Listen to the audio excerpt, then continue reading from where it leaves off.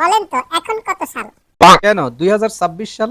2026 সালের পরে কত সাল বলতে পারেন? 2027 সাল। 2027 এর পরে 2028, তারপরে 29, তারপরে 30, এভাবে 2099 সাল হবে। এরপরে কত সাল হবে বলেন? এরপরে কত সাল? কত সাল 3000 সাল। শিওর? আরেকটু ভেবে চিন্তে বলেন। আরেক অ্যানসার যদি দিতে পারেন তাহলে আপনার জন্য আছে মহামূল্যবান পুরস্কার। আরেকটু চিন্তা করে বলেন। আহ, আচ্ছা, না আমি শিওর এটাই হবে। ধরেন 99, 99 এর পরে কত? 99 এর পরে 100, এটা তো সবাই জানে।